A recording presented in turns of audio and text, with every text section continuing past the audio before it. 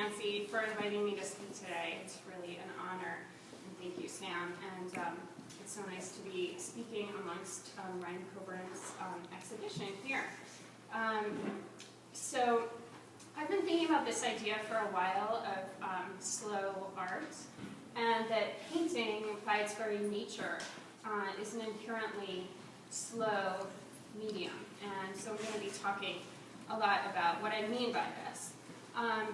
But I did an interview just recently with Ryan Cobourn, whose paintings are here in the gallery. And this idea comes up a lot in the interview. So that interview hasn't been published yet, but it's going to appear in Hyperallergic Weekend Edition in the next few weeks, where I have a column. So I'm going to be talking a little bit about some of the ideas that Ryan expressed to me that relate to this topic of slow art. And I'm also going to be talking about some of the other interviews that I've done for Hyperallergic with other artists where related ideas have come up. So I was thinking about the idea of slow art and how we have this movement. This actually has a lot of impact in today's culture of slow food. And as Nancy said, actually slow food is the name of an international organization. And it was originally founded in Italy, protesting the opening of a McDonald's near the Spanish Steps in Rome. So it basically is called slow food in a sort of reaction to fast food. But the repercussions and values of slow food have really impacted our culture, and those values are about going back to the sort of traditions and heritage of harvesting and growing and cooking. And so it's very, very popular in today's culture among young people. You have there's been articles in the New York Times about how hipsters, 20-something hipsters, spend their entire paychecks on farm-to-table kind of restaurants, and there's this tremendous interest in artisanal products and kind of small batch baking and all of that. So it got me thinking, what about slow art? Why isn't there really a slow art movement that parallels this slow food movement? So I'm going to try to define what I mean by slow art. And I'll start right off the bat by saying that just like slow food doesn't necessarily mean that it's slow cooked, right? Slow art does not necessarily have to be made very slowly, okay? So just like we would consider a nice fillet of fish that was quickly sauteed, we could put it under the category of slow food. The same goes for slow art. So an individual painting, for me to kind of consider it slow art doesn't necessarily have to be made over months or years. It could be very quickly made. So Sam, maybe we can go forward here. So this is a Chris Martin painting, and there's a kind of buzzwords around painting these days, actually of provisional painting, to use the Raphael Rubinstein term, or to use the Sharon Butler term, the new casualists. So it includes people like Chris Martin and Kathy Bradford and Peter Acheson are all kind of put under those categories of provisional painting, which kind of by its very nature means that an individual painting might be made fast, okay? And those are all painters that I really admire and like, and would still call it slow art, even though the one painting might be made fast. Or we can go forward again. And then this is an Andrea Bella painting, and she's also someone that I've written a lot about and that I'm a big fan of. And these are all basically one-session paintings, so they're made quickly. They're made almost I would say, in one breath kind of a thing, but I would still consider them to be slow art. So, but we have to remember that even if an individual painting is made fast, the that there can be a lot behind that one painting, a lot of ideas, a lot of thinking, a lot of work that kind of went before that individual painting was actually made. So this is kind of addresses the question of whether I'm talking about, to use the food metaphor, whether I'm talking about consumption or production, right? So I'm addressing right off the bat some issues related to production.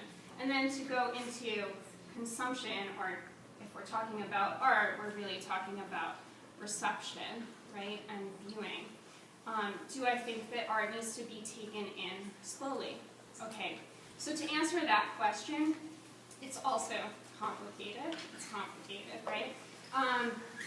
I do actually think that art needs to be taken in slowly and that there's a value to that. On the other hand, one of the pleasures of being an art writer and not, say, like a theater critic, is that actually I can see an exhibition really fast and take it in really fast. I don't have to sit through a whole play, right? Through the length of a whole play. But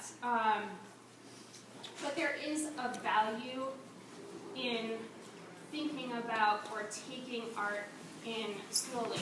Not necessarily like actually sitting in front of the painting for really long periods of time, although I do actually think that has value, but maybe meditating on it after the fact and thinking about it. And that's why it's so nice for any of you who are collectors here or who have a collection of art. I'm sure you recognize that when you have something in your home and you can just look at it for long periods of time, over time you get new insights from it.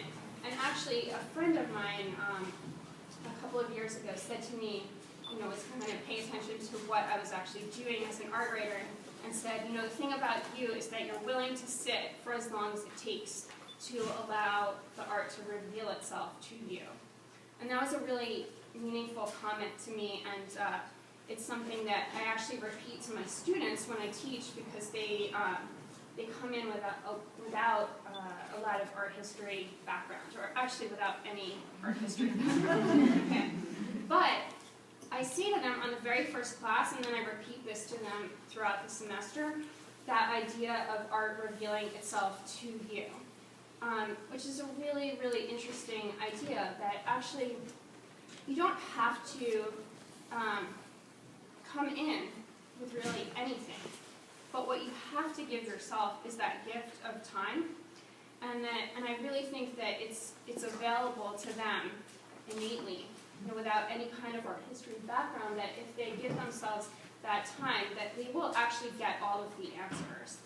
And the way art history is kind of more popularly taught these days is that you approach it with a lot of knowledge, and then you bring that knowledge into your analysis. And I encourage them actually to do the opposite, that if they give themselves the gift of time, that actually all of those answers will reveal themselves to them. So the question is, like, why art is like this, or why it can do this, and why art or painting is by nature slow. And so one of the reasons is actually what are you, Ryan? I can't see you. Where Ryan says in the interview that painting is about illusion with an A, versus illusion with an I. That it's about illusion. Okay? So that painting doesn't just tell, okay? It doesn't just represent the object, but rather it alludes to things through the language of painting, the formal language of painting. So related to this issue of kind of giving ourselves time, I will just, share or confess that basically it is really hard to give ourselves that time in front of a painting. And this is why I really emphasize the point actually with my students, is that it sounds kind of easy, like, oh, if you just sit, all the answers will come to you, right? But actually it's so hard to just sit, and it's so hard because of basically the way that popular culture is consumed today, where basically, you know, it's, I'm sure, hard for a lot of us here to even sit through like a feature-length film, right? Because we consume now films like on our laptops with our iPhones next to us, and simultaneously we're like on Facebook or texting someone or whatever when we're watching the film. And I include myself among this. So the confession was that it was interesting when I came to see even my dear friend Ryan Cobourn's show here in this gallery. I remember having this feeling of like, okay, it's very cold outside and I have like 20 other things to do today, and let me just see Ryan's show and I'll get this done, I'll check it off the list. And then I remember actually the feeling of like talking to you, Nancy, and just like, it was that kind of saying to myself, like, just slow down and just be here with the paintings. And luckily, because I did, you know, have a conversation with Sam and Nancy when I was here, that I was able to kind of slow down in front of them.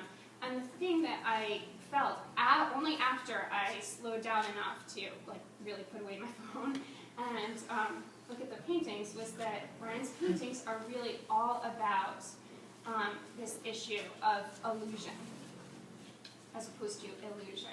Which is that when you, and I don't know if we can see them, maybe you can see them from your angle here, but when you look at them, you know, they have these titles, like the one around on the other side of this wall here is called Leda and the Swan. We can't really see Leda or the Swan per se, but what the paintings do is that they have these illusions of basically like landscape elements and the interaction between forms which allude to figures, basically human interactions. So they engage us basically in this sort of process of decoding and understanding and creating. So we can go forward. So, yeah. Oh, okay. And this is a painting by Gandhi Brody, actually. And I am currently writing about Gandhi Brody. There's about to be an exhibition at the Painting Center coming up at the end of February. And I just bring this into this discussion because I was told that Gandhi Brody actually said the object of painting is to create a metaphor, okay? Which is another way of saying what I basically just said, which is that painters use the formal language of painting to create these illusions or metaphors.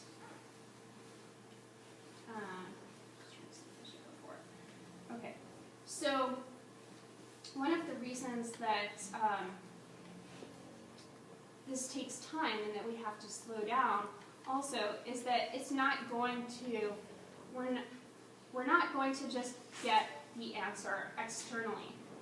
And the thing about contemporary art is that we've grown accustomed actually to getting the answer quickly, and that's because with the way a lot of contemporary art is presented, especially when we're talking about conceptual art, and this, by the way, is not a critique at all, you know, of conceptual art, but just the ways in which maybe it's been presented, is that sometimes when you're in front of contemporary art, you might have no clue what you're looking at, right, and not understand it.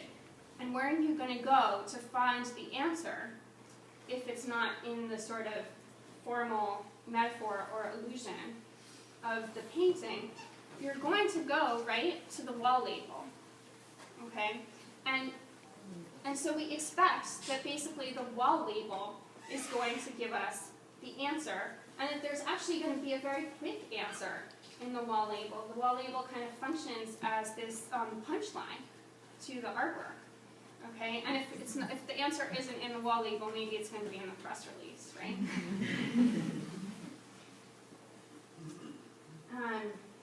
Okay, we can go for it.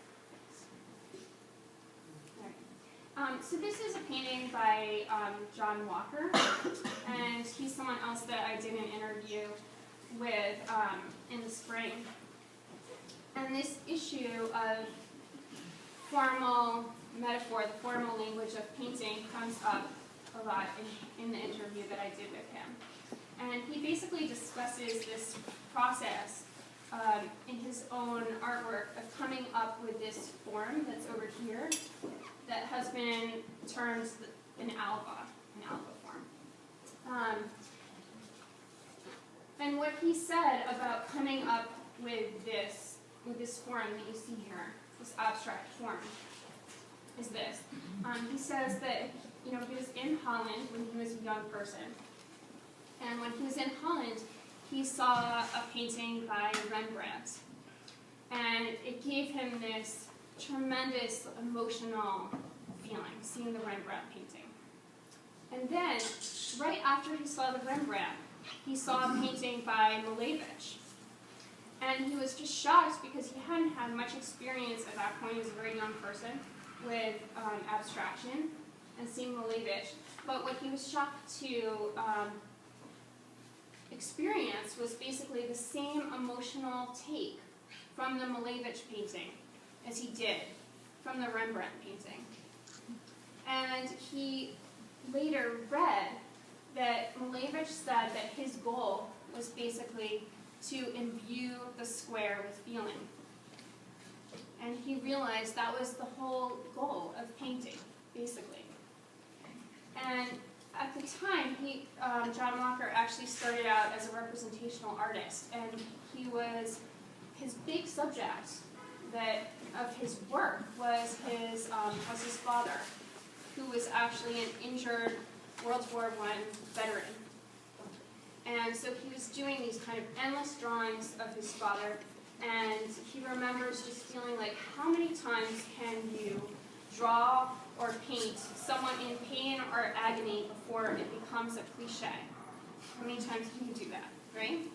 And then at some point in his work, in his career, he just came up with this form, this alba form, and everything made sense to him. It is that thing, a formal metaphor for something, and can stand for many different things. I think we can go for it. Thanks. Okay. So this is a painting by Jake Berto, who's another painter that I did an interview with. And to just go back to the Ryan Cobourn interview for 1 second, to go back to this idea that Ryan expressed of allusion rather than illusion with an I.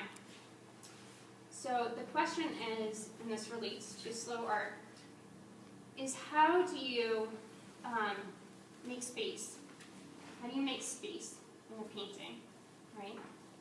You don't do it through illusion with an I, but rather your goal is to basically feel space, to have this illusion where you actually feel space. And this is something that Jake talked a lot about in the interview.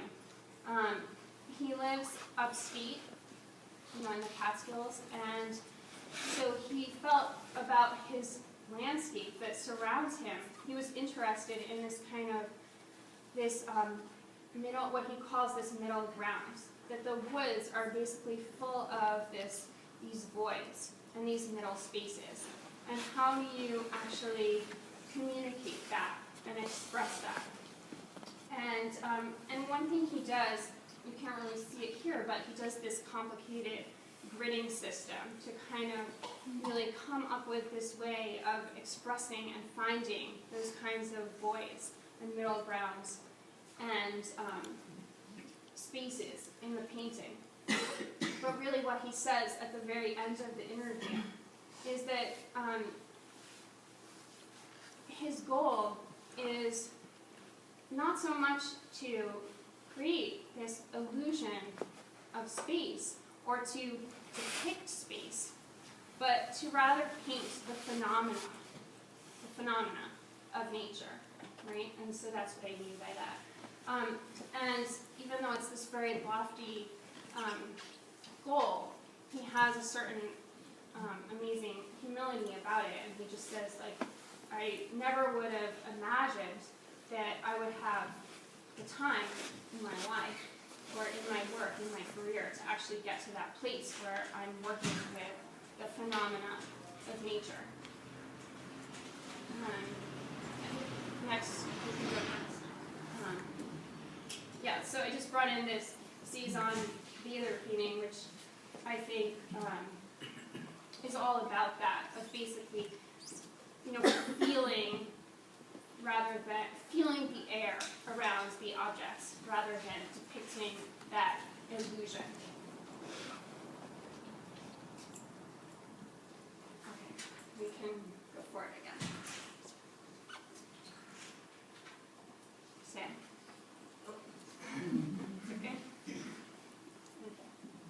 All right. So this is a late Picasso painting, and just related to this this thing that Jake expresses of like never imagining that he would have the time in his life and in his work to get to that place. This is kind of the ultimate expression of slow art, right? Is the late work of an artist, right? That it takes a lot of time to actually get to that place where you have that kind of freedom and ability. And I bring this this Picasso in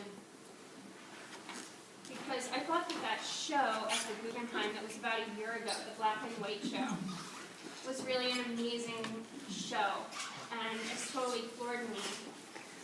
And one of the reasons that I was amazed by that show was that I thought it was impossible to leave that show without, and you're free to disagree with me, but I thought it was impossible to leave that show without realizing that the late Picasso is the greatest Picasso. Okay, and the reason I thought that was just that I saw in the late Picasso this tremendous freedom that he had, where he was really utilizing all of the tools that he had developed over his career, which for me were this combination of combining flat pictorial symbols with illusion and three-dimensionality. And I just saw that he was doing that for his whole career, but in the late work, it's just there's this tremendous freedom that he has in that. And so this issue of like late work related to slow art, I think, is another thing that's kind of undervalued in art history, where we tend to look at, I mean, definitely in the case of Picasso, but even in Matisse, we tend to look at like very specific periods in artists' careers, and oftentimes, a lot of the time, it's not the late work, right? So for Picasso, it's really Cubism that we look at, and we kind of ignore that he actually lived into the 1970s and kept painting like after de Kooning was painting.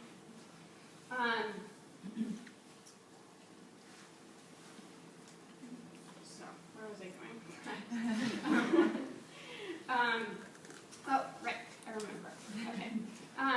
There was one thing that caught my eye, like in the last couple of weeks, was a Roberta Smith review of a show that's actually on this block of Larry Kuhn's. And I thought Larry Kuhn's is now, I think, 76. And I thought Roberta Smith really expressed this idea very eloquently. It's an amazing show, and I really love those paintings. And what she says in that review, and I think she's quoting Dante a little bit in this, but she says, perhaps past midway in life's journey, history sets you free. Yeah, I thought it was a really beautiful line and something to think about. So, nowadays we kind of value also youth, and we expect art students in art school to really be able to come up with these statements about what they're doing, and these unified thesis shows where they know exactly what they're trying to do when they're still in art school, but so there's a pressure to come up with that very early, but really it might take a lot more time. Okay, so I think we can go on. Okay, so we have Matisse here. All right, so another issue about slow art is the reductive elements of painting, right? And maybe I'm pushing this metaphor a little bit far, but you could think of like a wine reduction sauce, right? So in this case, there is some kind of slow cooking, maybe. But the metaphor is silly, but it works a little bit, right? Because in painting, we're trying to get at those essentials, to try to reduce it until we get to the essentials. And of course, the greatest example of that is Matisse. And I love this painting, which is at the Modern in particular, because to get at the essentials, I always think like this part right here with his thumb and the palette is basically a reduction into essentials of the self-portrait, right? So he turns himself, reduces himself just into this very subtle element. Okay.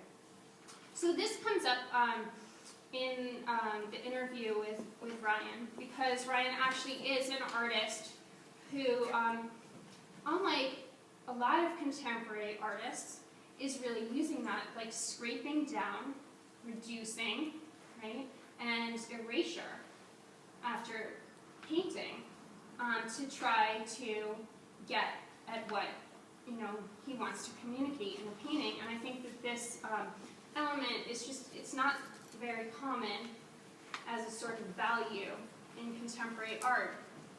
And we associate it more with abstract expressionism, right? This kind of process of reduction and attrition, scraping down and redoing, right? But as just a disclaimer, I will, because there's been lots of disclaimers here, right? I'll say that it can be overemphasized, right? So we're just in a different phase. We're not really in this kind of moment of abstract expressionism where, we did really value that kind of existentialist quest of like always reducing, always erasing. In certain art schools, that was maybe perhaps overemphasized, right? Because ultimately you have to actually produce the finished painting. Okay, and I think maybe we can go forward. Oh yes. So this is a painting by Glenn Goldberg, and he's another person that I did an interview with, and that kind of overemphasis perhaps on erasure comes up in the interview where he says at a certain point in his career, and he really came out of that tradition of like studying at the New York Studio School where that was kind of valued, that existentialist quest, that at a certain point in his career he realized maybe it was too much. Maybe he didn't want to go into the studio every day and like scrape down and redo, and instead what he wanted to do was actually leave the process visible, and that's when he came up with this process that involved these complicated dot system, where actually there's an additive element where he says that basically like a lever that you leave the day's work that preceded it into the painting. So I see this kind of flip side of the coin coming up a lot as something that's going on in contemporary art and still could be considered slow art too. And then if we go forward again,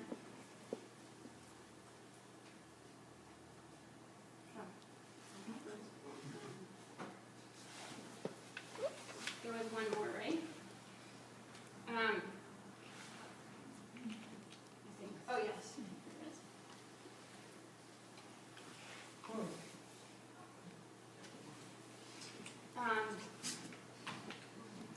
This is a painting by Tine Lunsford, who was actually the most recent interview that I did, and one of the most poignant lines I thought in that interview was where she said, and she also kind of comes out of that New York Studio School tradition, and she says, for me, painting is not a battlefield. And I think it relates to this point of like leaving the work, that it's not a battlefield in the sense of the way a de Kooning painting might be a battlefield. And then Chris Martin, just to go back to one of the first things they showed, who I did an interview with recently, also hasn't been published yet, but he talks in that interview about basically keeping the paintings that were mistakes, like keeping basically the bad paintings as a sort of history, and not repainting them or destroying them, that there's some value that those paintings, even the bad paintings, have as a history, and you can learn from them. So I just want to end by showing, related to this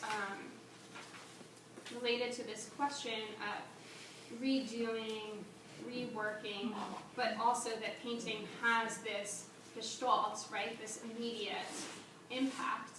I want to end with a video of Philip Guston talking, and this is also in honor of Ryan, because I remember a couple of years ago he said, this video is basically everything you need to know about painting in 2 minutes. So.